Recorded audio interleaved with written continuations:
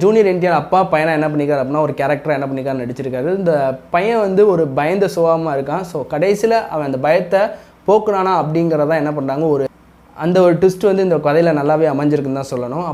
கதைகளும் அந்த அளவு என்ன பண்ணல அப்படின்னா ஸ்ட்ராங்காக இல்லை. நம்மளால் ஈஸியாக ப்ரெடிக்ட் பண்ணுற அளவுக்கு என்ன பண்ணுறாங்க அப்படின்னா கதை வச்சுருக்காங்க. இந்த படத்தோடைய சிஜே ஒர்க்கு அந்த அளவு என்ன பண்ணுறாங்க மோசமாக என்ன பண்ணாங்க எடுத்து வச்சுருக்காங்க.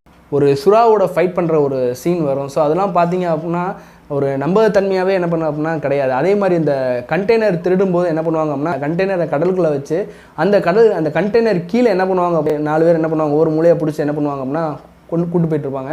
ஸோ இது ஃபைட்டாக இருந்தாலும் சரி இந்த மாதிரியான சீன்ஸ்லேயும் நம்ம என்ன பண்ணோம் அப்படின்னா இந்த தெலுங்கு சினிமா வந்து நம்ம சரி தெலுங்கு சினிமாக்குள்ளே போயிட்டோம் அப்படின்னா இந்த மாதிரியான லாஜிக் விஷயங்கள் என்ன பண்ணக்கூடாது பார்க்கக்கூடாது. அது வந்து நமக்கு தெரிஞ்ச ஒரு விஷயம் தான். ஒரு 70% என்ன பண்ணுறாங்க அப்படின்னா ஒரு நெகட்டிவ் அப்படின்றத என்ன பண்ணாங்க அப்படின்னா இந்த படத்தை எடுத்து வச்சிருக்காங்க. இந்த படத்தோட ரிவ்யூ பிடிச்சி அப்படின்னா லைக் பண்ணுங்கள். நீங்கள் இந்த படம் பார்த்துருந்தீங்க படத்தை பற்றி என்ன பண்ணுங்கள் அப்படின்னா கமெண்ட் பண்ணுங்கள்.